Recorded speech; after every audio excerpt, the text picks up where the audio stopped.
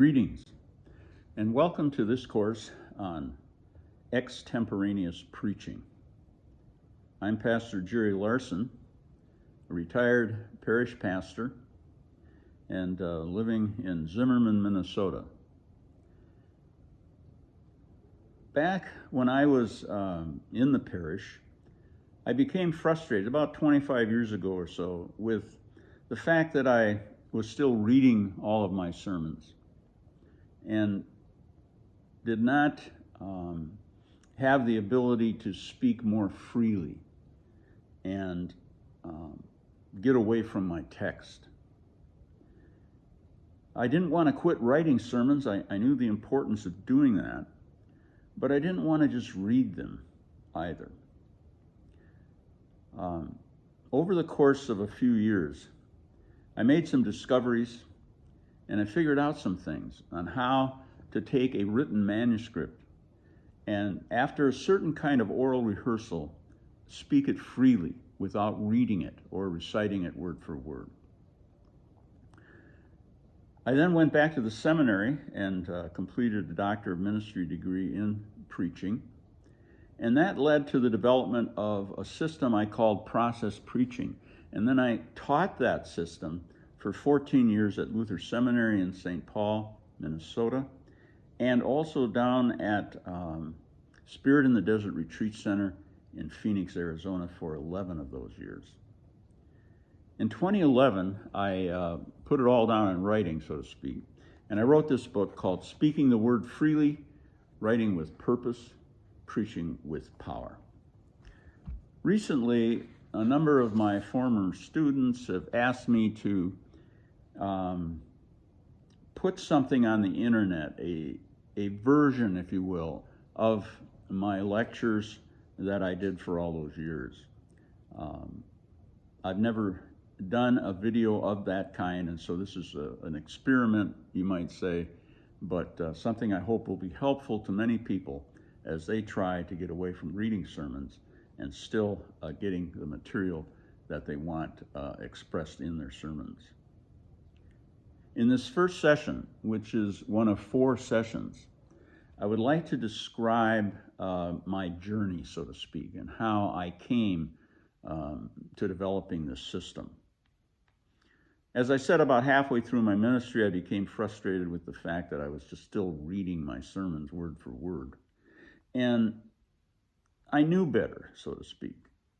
I had one of my majors in college was speech and theater, and I recognized very well that when you speak more freely and you're able to look at the audience and engage with them, you're much more effective as a public speaker. And so I began to search for a way of doing this and discovered some things.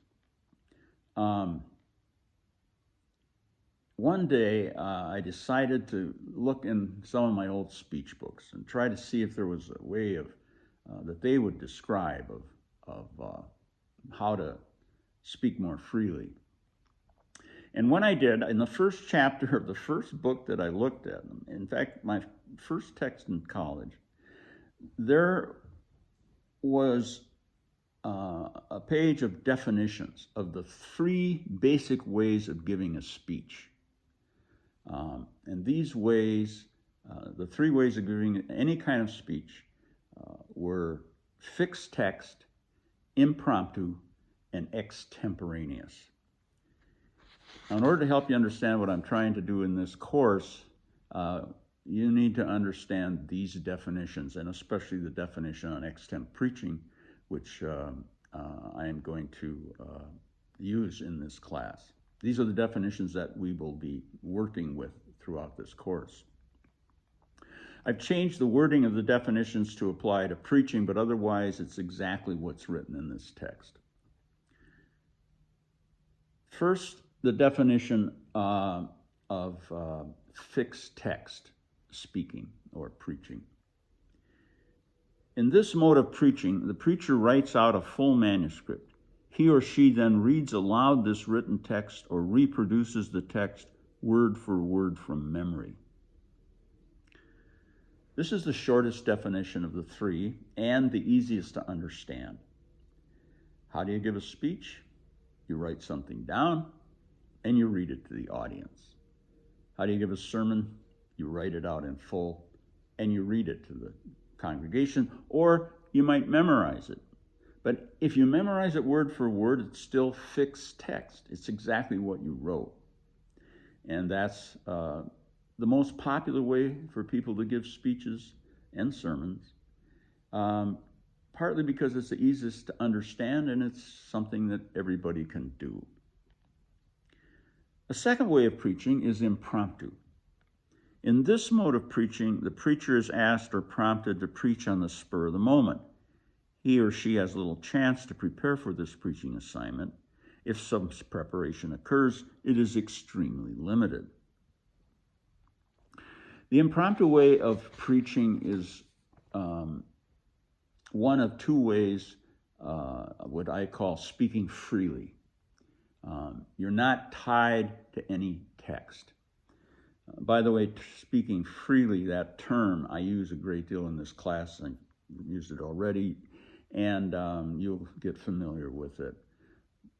But basically, it means you're not reading anything or you not memorize something. You're just speaking freely. Speaking freely in the impromptu mode is something that we all do all the time. Whenever we're in conversation with people, we don't have time to prepare anything. People just ask us questions and we respond to them freely in this way. And people call it sort of winging it or speaking off the cuff. It's described in that way as well. Improvisational theater uses this type of speaking. You'll maybe remember the old TV show, Whose Line Is It?, where they would give them a situation. They would give them some kind of idea of what was going on, and then they would have to, on the spur of the moment, without any preparation, come up with a little skit or something on the subject that they were given. And it's amazing what people can come up with. It's just amazing. I'm sure you've amazed yourself what you could come up with at times doing this. It's because our brain is totally connected with our words, and our whole body and everything is connected. So the gestures are normal and natural and everything fits together when we speak freely in the impromptu way. But there are limits, as you can imagine, to speaking impromptu when it comes to preaching, because if you don't have any preparation, what are you going to say? And if you can't just haul off on Sunday morning and read a text and then start talking about it. Well, you could, but I don't think it would work out in the long run. A third way of preaching is the extemporaneous mode. And get ready, this is a much longer definition. In this mode, preachers build their sermons prior to presentation, but they coin their language in the act of preaching. Their preparation is often very extensive and painstaking.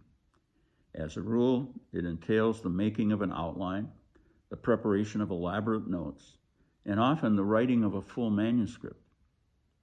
This is followed by much oral rehearsal. The final expression of the ideas is left to the occasion. The preacher knows that not being chained to a fixed sequence of words allows him or her to stop and restate an idea, add an illustration or comparison, or define an ambiguous phrase. Thus, the extemporaneous preacher, sensitive to the immediate responses of the congregation, does not freeze language prior to delivery. The sermon is given its final form during the act of presentation, of preaching. So extemporaneous speaking is a second way of speaking freely. Now, in our modern culture, extemporaneous speaking and impromptu speaking have really merged into one as far as people's thinking on the subject goes. If we say they spoke extemporaneously, were usually saying that they spoke impromptu. It would be what I described as impromptu speaking. And that's unfortunate because extemp, you can tell from this definition, is very different. And these are definitions that are still part of modern speech teaching and so on. The word extemporaneous comes from the Latin extempore, which means in the moment. And so you can see how the confusion exists because both of these are in the moment. But you can also see by this definition of extemporaneous that there is something that is added to the impromptu speaking freely to make an extemporaneous speaking freely type of sermon. And the two things that are added are writing and oral rehearsal. The definition makes this clear. Now, actually, all of you have done extemp type things as well as impromptu. For example, if you're doing a Bible study, it's typical that you would take some notes. And then in the Bible study, you would have these notes to refer to. But you would not actually just read your notes on the text. You would speak from them and be more impromptu from them. But you had some preparation. And when you have preparation, you're moving towards extemp speaking rather than impromptu. Sometimes you might do children's sermons in a more extemp way where you've thought about something or done some preparation, got a little story or something, a little object lesson that you're going to use, and then you just talk to the kids. You discover very early in the ministry you can't be reading children's sermons to kids. You might do parts of your sermon extemp, where you have a story that you've written out, but you know it so well that you can pretty much tell it freely. Or same with retelling the text. It's often easier to do that. And by the way, these three types of speaking probably could be used in one sermon. Part of it could be read, part of it could be spoken freely, and some you might add just at the spur of the moment. My goal in these lectures is to show you a system that helps you to do extemp preaching for the whole sermon, every sermon, and is not such a great burden as memorizing something. It's simply a way of remembering what you want to say, and it is based on a certain kind of oral rehearsal. When I rediscovered these definitions, there was one thing that jumped off the page for me. It was the line, "This is followed by much oral rehearsal." When I read these words, I really started thinking about oral rehearsal. The only kind of oral rehearsal I had ever done was early on in my ministry. I used to take my sermon into the pulpit and I would read through it a few times before I preached it. But I'm a pretty good reader, and so nothing changed. I basically could read it the third time about the same as I read it the first time. And so it wasn't a change. There wasn't anything added. And so I quickly, in my ministry, gave up on doing that. That line in the definition, "This is followed by much oral rehearsal," got me really working on trying to find how you do this. And I looked through that book, of course, and there was nothing, not another word in the whole book about oral rehearsal. And since then, I've looked at many speech books, and I can find nothing on how to do oral rehearsals that enable you to speak freely in the extemporaneous mode of speaking. So I decided to just start experimenting on my own. And that's when I learned and discovered and came up with this system of oral rehearsal that you will learn in this course. And the way it happened was that one day, it was probably a Friday because I always did my sermons on Friday. I took my sermon and I went down to the little chapel at the church where I was serving at the time. And I put it on the pulpit. And I looked at the first section of it, just the first block of it. And I read it, and then I tried to step aside, and I tried to say what I had written, just to say what I had written. But I couldn't do it. So I went back, and I underlined a few things. I circled a word here or there, key words, and so on. And then I stepped aside and tried to say it again. I got a little ways into it, but I couldn't get it all down. And so I was very frustrated, but for some reason that day I didn't quit. And I went back and I read it a third time, just the first section, maybe 2-3 paragraphs. Then when I stepped aside and tried to say what I had written this time, I could say it all. I had no problem remembering what it was I wanted to say in this section. I didn't use the same words. I used many of the same words, but I didn't say it in exactly the same way as what I had rehearsed it. But everything was there. All the meaning, all the purpose. And what I had written had now become an oral communication and not a written communication because it was no longer fixed text. What I said was quite different than what I had written. I was amazed. I was amazed that this happened. And I've been amazed ever since. And I'm amazed every time when I teach this class, I see students discover this and find out how easy it is.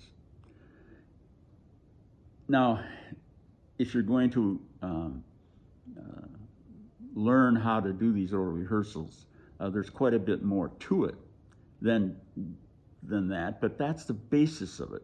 You do 3 run-throughs, and for some reason, your brain, it takes 3 times through for your brain to sort it all out and to figure out what it is you're trying to say. And then after you've said it for 3 times, your brain takes over and is able to just say it. It's an amazing thing, and it's typical for everybody. I've never had a student that had trouble doing it. Now, it might be that if something's really complicated, you may have to go through it 4 or 5 times. Or if it's real easy, like a story or telling the text, you might get it down pat in the first time through. That varies a little bit. But at least 3 times through are necessary in order to actually get it right and get it all in what you're saying. What's required, for example, if you were to have a 15 or 20 minute sermon, it takes about an hour to an hour and a half of oral rehearsal to get it down pat. But that's not that much. When you think of how long it took you to write it and how long it took you to think about it, just an hour to an hour and a half to take it from being a written presentation to a completely oral, speaking freely presentation, such as I'm doing in these lectures. That is possible when you orally rehearse. And in the next lectures, we'll learn some tricks on how to do it properly and how to other things that are needed and that are really helpful when it comes to speaking freely in the extemporaneous mode. So that's the first session. And if you have any questions, you can contact me. I'm at jerlarson39@gmail.com. If you have questions about the system or questions about the book or any of that, you can reach me at that email address. So thanks for joining me. I hope you will continue to join me in the future as we explore extemporaneous preaching.